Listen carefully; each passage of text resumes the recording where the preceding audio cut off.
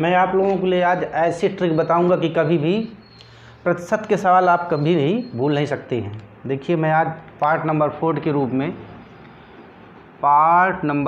के रूप में आपको दे रहा हूं और इसको इस ऐसी विधि है जो कभी भी आपसे भूल नहीं पाएगी। आप देखिएगा, जैसे मैंने कहा कि एक विधि समझ लीजिए। यदि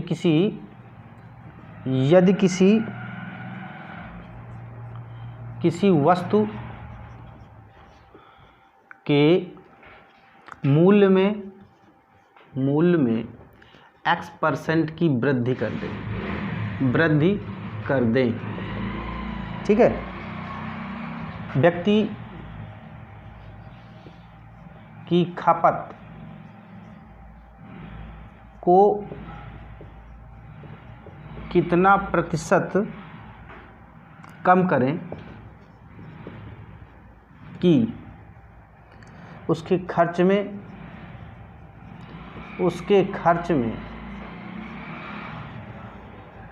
कोई प्रभाव ना पड़े।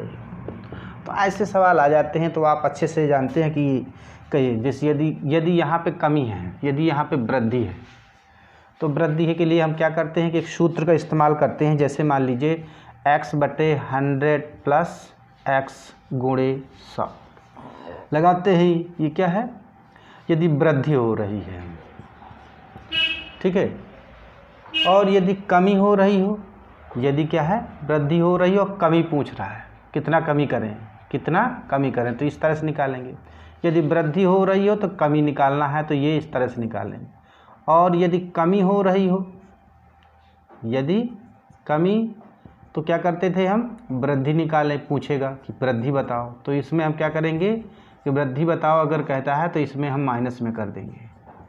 ये आपने सुना होगा और ये इस तरह से आप लगाते भी हैं। लेकिन इसकी जगह में मैं एक अलग प्रकार की विधि बताऊंगा, उसको आप देखिएगा, ठीक है।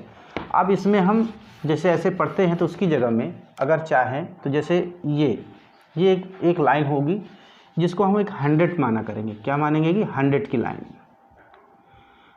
की लाइन है ये, ठीक। और इस 100 की लाइन में जितनी वृद्धि हो, तो अगर 100 के ऊपर जा रही है,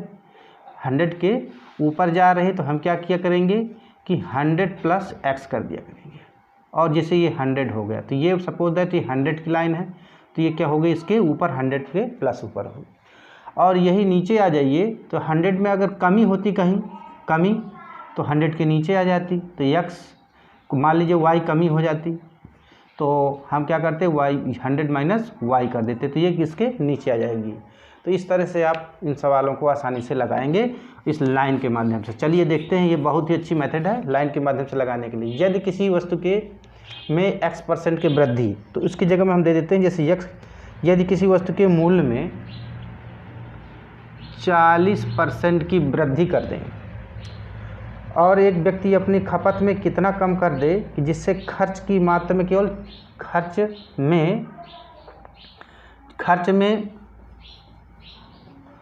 मात्र 26% की वृद्धि हो।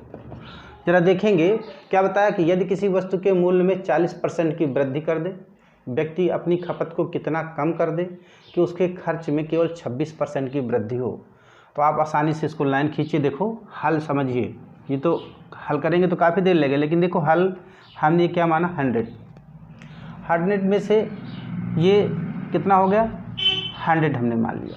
100 में क्या कर रहा है, 40% की वृद्धि, तो वृद्धि कर देते हैं तो कितना हो जाएगा 140। तो ये 100 से ऊपर जाएगा, तो हम 100 से ऊपर लाइन खींच दिया, ठीक है।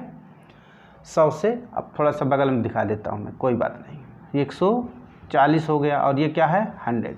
अब कह रहा है कितनी उसके खर्च में मात्र उसकी 26% की वृद्धि हो। कितनी? 26% की। तो 26% देखो ये 100 है, 26% का मतलब हो जाएगा, वृद्धि कह रहा है ना, तो 126। कितना होगा ये, 126। 26% वृद्धि का मतलब क्या हुआ, 126, और 40% वृद्धि का मतलब हुआ 140। तो बताओ 126, 100 से कौन बड़ा है, 100 से 126 बड़ा, तो यहाँ बीच में आएगा, ये क्या गया 126। चलिए अब इस तरह से जब आ जाता है तो हम इन दोनों के बीच में डिफरेंट निकाल लेते हैं। इन दोनों के बीच में अंतर निकालो, अंतर बताओ कितने का अंतर है, 14। ठीक, अब शुरुआत में जो आपने लिया था, शुरुआत में क्या लिया था 40% की, उसी को नीचे लिखना है। तो लिखेंगे वृद्धि प्रतिशत कि उसकी कितना हो कमी कर दें, तो आंसर लिखो तुरंत। लिखने के लिए क्या करेंगे, सीधा सीधा करेंगे 14 बटे ये जो पहले नंबर में जो करेंगे उसको 140 लिखेंगे और 100 कर देंगे, काट दीजिए, ये कर दिया, अब कितना आ गया 10%। क्या हो गया 10% आंसर आ गया। देखा देखा मेरे प्यारे बच्चों, फिर से समझ लीजिए, फिर से हमने क्या किया, ये 26 पे ये कोई ये है लाइन हमने किया, ये 100 की लाइन है। अब कह रहा है ये 40% की वृद्धि, तो 40% ऊपर चली गई 140, 26% की वृद्धि हो तो कितना हो गया 126। अब हम इनमें क्या करेंगे, अंतर निकाल लेंगे। अंतर कितना लिखा 14, जो आपने शुरू में किया है उसको आप आसानी से लिख देंगे। तो 14 बटे क्या हो गया 140 गुणे 100 कितना आ गया 10%। इस तरह से हम 10% की अगर क्या कर दें, कमी कर दें, 10% क्या कर दें कमी, तो हमारा ये सवाल आसानी से आ जाएगा। चलिए अब आप देखते हैं सवाल नंबर 2। ये सवाल नंबर पहला था और सवाल नंबर अब आप 2 देखेंगे। सवाल नंबर 2 में आप समझेंगे, ये यदि किसी वस्तु के मूल्य में 30% की वृद्धि कर देते हैं। चलिए ठीक है, यहाँ पे सुधार देता हूँ और यहाँ लिख देता हूँ 30% की वृद्धि कर दें। एक व्यक्ति अपनी खपत को कितना कम कर दे कि उसकी खर्च में 4% की वृद्धि हो। कितना कम कर दे कि उसकी खपत में 4% की क्या हो, 4% की वृद्धि हो। सवाल एक जैसे का है, आप आसानी से लगाना सीख लें। कमी हमें निकालना, देखो हमें लाइन खींचा, अब 100 ये लिख दिया और इसके बाद देखेंगे क्या लिखा हो 130 ये हो गया, और ये नीचे क्या लिखा हो 4% की वृद्धि हो, तो ये 104 यहाँ पहुँचेगा 104। देखो 100 से ऊपर ये है, इसके बाद ऊपर ये हो गया। इन दोनों का अंतर निकाल लिया, अंतर बताओ अंतर कितना निकला 26। कितना अंतर 26, और 26 बटे क्या हो जाएगा, जो शुरू में पहले लिया था वो 130 और गुणे 100, अंतर इतना निकला। आप समझ में आ गया होगा, अंतर ही आया। लिखो कमी, कमी बराबर कह रहा है कितना कमी कर दें, तो तुरंत आप 26 बटे 130 गुणे 100, 13 देखो 10 जीरो कट गया और 13 दूनी 26, कितना आ गया 20%। 20% की कमी हो जाएगी। आया ना समझ में। तो इस तरह से आप आसानी से इसको लगा सकते। फिर से देखना हो तो फिर से देख लीजिए। देखो ये यदि किसी वस्तु के मूल्य में 30% की वृद्धि कर दें तो 30% में हो जाएगा तुरंत 100 के ऊपर 130। व्यक्ति खपत को कितना कम कर दे, ये आपको पूछ रहा है। उसके खर्च में मात्र 4% की वृद्धि हो, तो 4% की वृद्धि हो रही है 100 के ऊपर। इन दोनों का डिफरेंस निकाला, 26 निकाला और तुरंत ये 26 बटे 130 गुणे 100 निकाल लेंगे, कमी प्रतिशत निकल आएगा, कमी परसेंट निकल आया तुरंत। तो इस तरह से हम ये सवाल को आसानी से लाइन के माध्यम से लगा सकते हैं। जरा और सवाल देखना हो तो तीसरा नंबर और देख ले भाई। देखो थोड़ा सा चेंज कर देते हैं। ये 3 नंबर सवाल है। 3 नंबर सवाल में कह रहा है किसी वस्तु के मूल्य में 20% की वृद्धि, किसी वस्तु के मूल्य में कितने 20% की वृद्धि कर दे से एक व्यक्ति को खपत में कितना बढ़ा दें। एक व्यक्ति अपनी खपत को कितना कम ना कर दे, इसमें क्या रहा है बढ़ा दें। देखो सवाल बढ़ा दें कि कितना बढ़ा दें कि दें जिससे कि उसके खर्च में 44% की, उसके खर्च में केवल 44% की वृद्धि हो। अब यह देखेंगे इसमें बढ़ा पूछ रहा है, कितना बढ़ा दें। आप आसानी से उसी तरह से क्या करेंगे, देखो एक व्यक्ति किसी वस्तु के मूल्य में 20% की वृद्धि कर दे, व्यक्ति खपत को कितना परसेंट बढ़ा दे कि उसके खर्च में मात्र 44% की वृद्धि हो। तुरंत लिखेंगे, लाइन खींचेंगे, ये हो गया 100 की लाइन। 100 की लाइन में देखेंगे क्या 120 वृद्धि हो रही, तो 120 लिख दे, 120 देखो बीच में आ गया, और 144% की वृद्धि तो 144 हो गया, ख़त्म कहानी। अब आप देखेंगे इसमें कितने का अंतर है, कितने का अंतर है 120, 144 में 120 घटा देंगे तो कितना निकलेगा 24 का। कितना निकला? 24। और 24 का निकलेगा तो तुरंत कह रहा है कि कितना बढ़ा दें, बढ़ा प्रतिशत। बढ़ा प्रतिशत बराबर क्या हो जाएगा? 24 बटे पहले क्या लिया था शुरुआत में ये, तो 120 गुणे 100 कितना आ गया? 0 से 0 कट गया, 12 दुनाई 24 हो गया, 10 दुनाई 20, अर्थात ये 20% बढ़ा देंगे, बढ़ा दें। ये आया ना समझ में? 20% बढ़ा दें। इस तरह से हम आसानी से इस सवाल को लगा सकते हैं। अभी भी अगर नहीं समझ में आया हो तो एक दो सवाल और भी लगवा देंगे, ठीक है। इसमें जैसे लिखा हो किसी वस्तु के मूल्य में 10% की कमी कर। देखो अब इसमें यहाँ चेंज हो रहा है। यदि किसी वस्तु के मूल्य में कितने 10% की कमी कर दें, देखो बदल गया, कमी कर दें तो कोई व्यक्ति अपने खपत को कितना बढ़ा दे? कोई व्यक्ति अपनी खपत को कितना बढ़ा दे कि उसके खर्च में केवल कितना हो? 20% की वृद्धि हो। कितना? 20% की वृद्धि हो। तो अब इसको बढ़ा दे पूछ रहा है, तो बढ़ा प्रतिशत तुरंत 100 ये लिखा है, देखो 100 हो गया, 10% की कमी है। अब समझेंगे, देखो ये कमी कह रहा है तो नीचे चला गया 100 के नीचे 90, जो इसके बाद देखेंगे उसके खर्च में 20% की वृद्धि हो जाए तो ये वृद्धि हो गई तो 120, जो ज़्यादा हो उसको ऊपर, जो कम हो उसको नीचे लिखना। देखो ये 10% की कमी कर दिया तो नीचे आ गया है, कमी है तो नीचे 100 के नीचे आ गए। तो इस तरह से हम निकाल लेंगे और निकालने के पश्चात आसानी से इसको लगा सकते हैं। तो इन दोनों का डिफरेंट कितने का है? अंतर देखो, अंतर कितने का? 30 का। तो कह रहा है बढ़ा प्रतिशत बराबर क्या हो जाएगा? 30 बटे पहला शुरुआत में कौन है? शुरुआत में ये 90 आया, तो 90 गुणे 100, 0 से 0 काट दो और क्या हो जाएगा? कितना हो जाएगा? 3 त्रोको 9, कितना आया? 100, 3 त्रोको 9 अर्थात ये हो जाएगा 100 बटे 3 अर्थात 33.33%। कितना आ गया? 33.33% या 100 बटे 3% की बढ़ा प्रतिशत निकल आएगा। अब इसी प्रकार से हम किसी भी सवाल को आसानी से लगा सकते हैं। और भी देखना हो तो देखेंगे, एक चौथा नंबर सवाल, 5वां नंबर सवाल और मैं बता देता हूँ, 5 नंबर के बाद इनको बदल देता हूँ।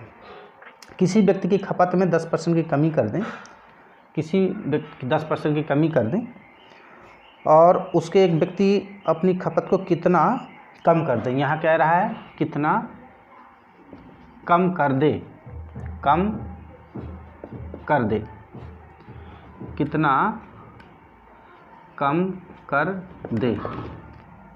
कितना कम कर दे कि वह खर्च में 20% कमी हो। तो उसके खर्च में केवल कितना हो? 20% की कमी हो। अब देखो ये सब तरह के सवाल हो गया। आपको और भी सवाल भी होते हैं, इसकी मेथड लगा सकते हैं, ऐसा कुछ नहीं है, लेकिन ये है कि ये मेथड से तो आपको ज़्यादा दिक्कत नहीं होगी। यदि किसी वस्तु के मूल्य में 10% की कमी हो, पहली बात तो 100 लिख दीजिए, 10% की कमी थोड़ा सा ऊपर लिख देते हैं, ठीक है। 10% की कमी है तो कमी नीचे आ गई, तो अर्थात क्या हो गया? 10 कमी हो गए तो 90। तो यदि व्यक्ति अपने कितना प्रतिशत कम कर दे उसके खर्च में कि 20% की कमी हो, 20% की कमी कर देंगे तो नीचे कितना आ जाएगा? 80 हो जाएगा, ठीक है। तो 20% कमी हो तो 80 हो जाएगा। अब आप इनका डिफरेंट निकाल लीजिए, कितना निकला? 10 का, और पहले का कितना था? 90, तो 10 बटे क्या हो गया? 90 गुणे 100। क्या पूछ रहा है? कमी प्रतिशत। कमी प्रतिशत बराबर हो जाएगा 10 गुणे 100 बटे 90 हो गया। तो आप आसानी से इसको लगा सकते हैं, 100 बटे 9 अर्थात इतने प्रतिशत, कितने? अर्थात ये हो जाएगा 50 बटे नहीं सीधा 100 बटे 3 अर्थात इतने प्रतिशत की कमी होगी। हम इस तरह से हम किसी भी सवाल को ऐसे ही प्रकार से लगा सकते हैं। रह गई, ठीक है। अब आपको कुछ सवाल मैं भी देखता हूँ कि ये अलग हटके सवाल है। जरा सवाल देखेंगे, जैसे 6 नंबर सवाल है। 6 नंबर सवाल में है किसी वस्तु की 25% कमी होने पर उसमें कितना बढ़ा दें कि उसमें 10% कमी हुई। अब लगा लेंगे इसे। देखो क्या होता है, कभी कभी किसी वस्तु में वृद्धि कह रहा, तो वृद्धि के लिए हम प्लस लेंगे और कमी कह रहा हो तो उसको माइनस ले लिया करेंगे। तो इस तरह से हम किसी का भी निकालने के लिए हम कर सकते हैं। जैसे मान लीजिए वृद्धि कह रहा तो x वृद्धि हो गई, माइनस कमी कह रहा तो कमी हो गई, प्लस माइनस का माइनस xy/100। इस तरह से भी हम सवाल को लगा सकते हैं। जैसे नंबर ये है, जैसे देखो, जैसे नंबर मैं 6 नंबर आपको बताने जा रहा हूँ। 6 नंबर में जैसे लिखा हुआ है कि आयत की लंबाई में 4 सेंट। देखो, आयत की लंबाई में 40% की वृद्धि कर दें और चौड़ाई में 10% कमी, चौड़ाई में 10% की कमी कर दें तो उसमें क्या प्रभाव पड़ेगा। तो आयत के क्षेत्रफल में क्या प्रभाव पड़ेगा। तो 40% की देखो वृद्धि कह रहा है, तो हम क्या करेंगे, 40% वृद्धि। क्लियर। चौड़ाई में 40% कमी थी, यहाँ कमी में माइनस आ गया, 10% की कमी कर दिया। देखो, आयत की लंबाई में 40% की वृद्धि और चौड़ाई में 10% की कमी कर दी। तो आयत के क्षेत्रफल वाला होता है लंबाई गुणे चौड़ाई। तो प्लस माइनस का क्या होगा, धन ऋण, प्लस माइनस का माइनस होता है। ठीक है। अब ये हो जाएगा, दोनों को गुणा कर लो, 40 × 10/100। अब ये कट गया। जब कट जाता है तो कितना होगा, 40 में 30 जाएंगे, कितना आया, 40 में 30 जाएंगे, 40 में 10 जाएंगे तो 30, और ये आ गया 4, कितना निकला, अर्थात 26%। कितना निकला, 26% की ये धन में है, तो आप लिखेंगे वृद्धि। 26% की क्या होगी, वृद्धि होगी। तो इस तरह से भी हम सवाल आसानी से लगा सकते हैं। ठीक है, इस तरह से हम आसानी से सवाल को लगा सकते हैं। इसकी और भी एक ट्रिक है, तो लेकिन इसकी कोई ज़रूरत नहीं है, आप इसी से काम चला सकते हैं और ये आसानी से लगाएं। अब जैसे मान लीजिए कोई सवाल और है, दुकानदार वस्तु के मूल्य में, एक दुकानदार है, ये साथ एक दुकानदार है, दुकानदार वस्तु के मूल्य में क्या कर देता है, 15% की वृद्धि कर देता है।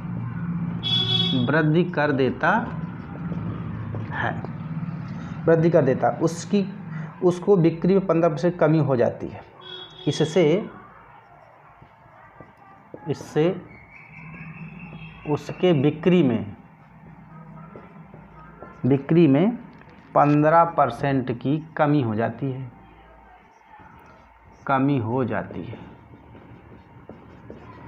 जाती है।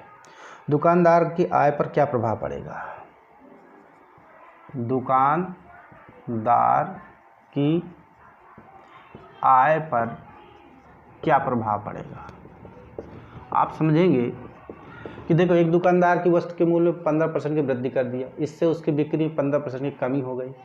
ठीक है, बेचने में कमी हो गई, लोग लेने नहीं लगे, बढ़ी, तो फिर दुकानदार की आय में क्या प्रभाव पड़ेगा। तो वैसे ही देखते हैं कि देखो, 15% वृद्धि है तो धन, कमी है तो 15, प्लस माइनस का माइनस। अब ये कितना हो गया, 15 × 15, ये हो गया।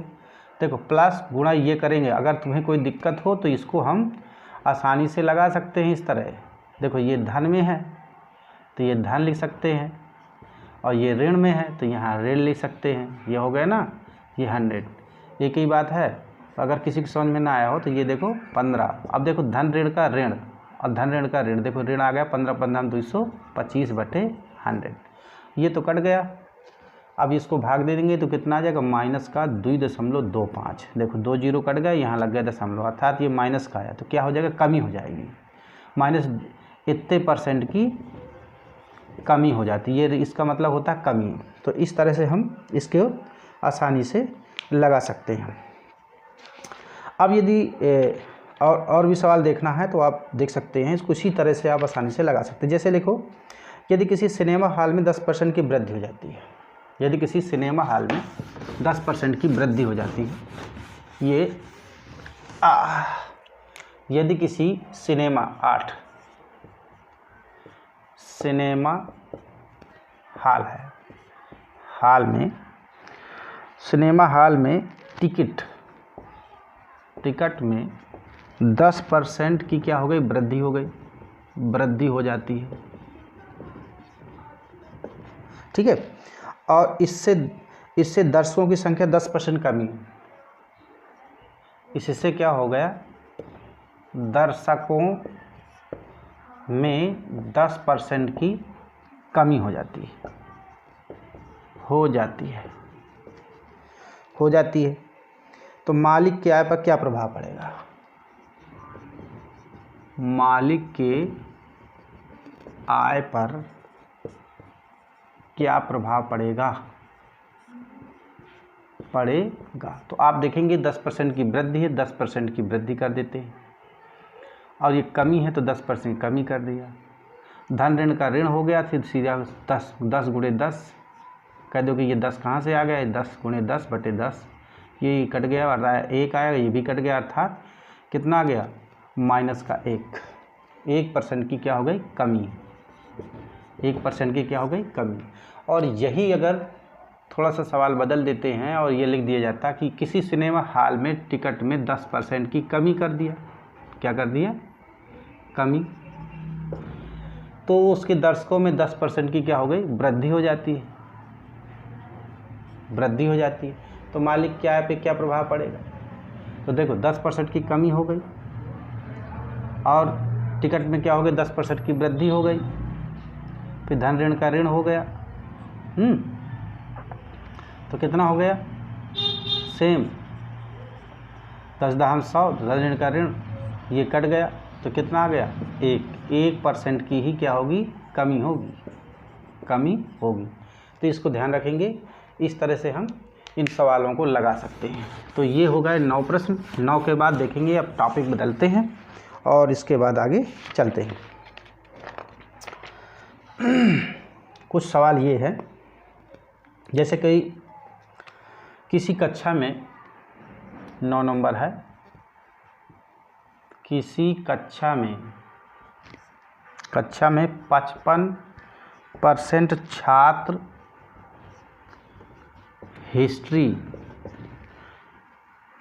हिस्ट्री पढ़ते हैं, हिंदी पढ़ते हैं और 55% इंग्लिश, कितने, 55% छात्र इंग्लिश पढ़ते हैं, अंग्रेजी पढ़ते हैं। अब देखो किसी कक्षा में है 55% छात्र हिंदी भी पढ़ते हैं और 55% छात्र अंग्रेजी भी पढ़ते हैं, और 40 छात्र ऐसे हैं जो इंग्लिश हिंदी दोनों पढ़ते हैं, और 40 छात्र ऐसे हैं जो अंग्रेजी और हिंदी दोनों, अंग्रेजी हिंदी दोनों पढ़ते हैं। तो इसमें कह रहा है छात्रों की संख्या बताओ, इन छात्रों की संख्या, इन छात्रों की संख्या बताओ। अब हमें इसको निकालना है। तो ये जैसे बेनरेख है और एक ये है बेनरेख।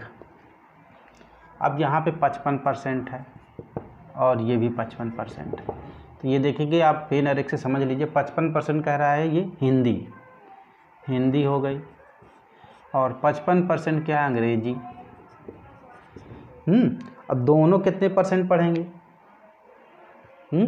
दोनों कितने परसेंट पढ़ेंगे। अब इसमें से आप देख लीजिए कि 55 ये हो गया, 55 कितना हो गया, 100 में जोड़ देंगे, 100 में घटाइए ज़रा, 55 कितना, 110, क्या हो गया, 110 हो गया कि 120 हुआ, 5 5 10, 5 5 10 11, 110 हुआ। तो इस तरह से बीच पे कितना निकला, 10% निकला।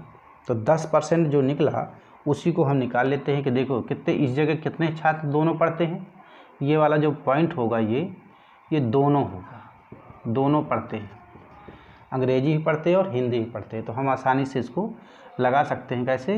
कैसे लिखते हैं कि 10% दोनों हैं, देखो 10% कितने हैं, ये 40 छात्र हैं, 40 तो 100 में क्या आ जाएगा, 100 में हमने 10 का गुणा किया 100 करने के लिए, तो इसमें भी क्या करेंगे 10 का गुणा कर देंगे 400। तो इस तरह से 400 छात्र, कितने हो गए 400 छात्र निकला। तो हम बेन अरेख के द्वारा हम इन सवालों को भी लगा सकते हैं आसानी से। अब जैसे मान लीजिए मैंने कह देता कि 60% कर्मचारी हैं, चलिए 60, और दूसरा सवाल देख लेते हैं, किसी पार्टी में कुछ लोग 60 कर्मचारी हैं, मान लीजिए 10, वहाँ कोई दूसरा बदल देते हैं, लिखना पड़ता है ना बहुत सारा, तो समय बदल लेता है। तो इस तरह से ये होगा 10 नंबर सवाल। 10 नंबर सवाल में आ जाइए, किसी चुनाव बाद में चुनाव वाले पूरे इकट्ठा बताऊंगा मैं।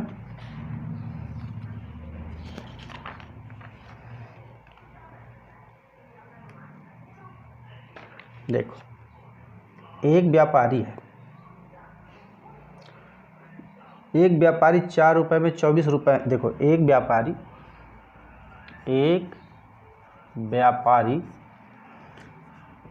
4 रुपये में 24 वस्तुएं खरीदता है, 24 वस्तुएं खरीदता है, 20% का लाभ होता है। 20% का लाभ लेने के लिए लेने के लिए 4 रुपये कितनी वस्तुएं बेचेगा, 4 रुपये की कितनी वस्तुएं बेचेगा। ठीक है, तो हमें क्या करना है कि ये सीधा सीधा ध्यान रखना है कि इनसे कोई 4 रुपये में पूछ रहा है तो इनसे हमें कोई मतलब नहीं, हमें केवल वस्तु से लिखना है। 24 वस्तुएं खरीदा उसने, 24 वस्तुएं खरीदा, 20% का लाभ, तो 20% का लाभ का मतलब क्या हुआ, 20% लाभ का मतलब होता है 120, अर्थात 120, और गुणे कितना हो गया 100, बस 0 से 0 कट गया, 12 दूनाई 24 हो गया, कितना निकला 20% बेचेगा, 20% में क्या होगा बेचेगा। तो इस तरह से हम वस्तुएं 20 में 20 वस्तुएं बेचेगा। ठीक है, 4 रुपये के 20 वस्तुएं बेचेगा, तब इतने का लाभ होगा। तो इस तरह से हम सवाल निकाल सकते हैं। अब मान लीजिए सवाल नंबर 11 है, कोई सवाल में देखो परिवर्तन कर देते हैं थोड़ा। मान लीजिए कोई है 6 रुपये में 7 वस्तुएं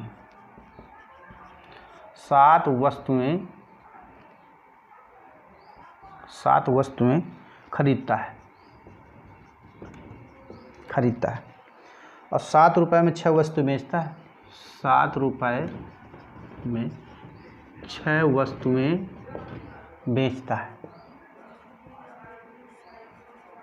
बेचता है, तो कितने % लाभ या हानि होगी, कितने % की लाभ या हानि होगी, आप इसको आसानी से लगा सकते हैं। देखो 7 वस्तुएं 6 के हिसाब से खरीदा, 6 रुपये, और 6 वस्तुएं 7 के हिसाब से बेचा। ये देखो खरीदा है क्रय मूल्य का, और ये है सेलिंग प्राइस।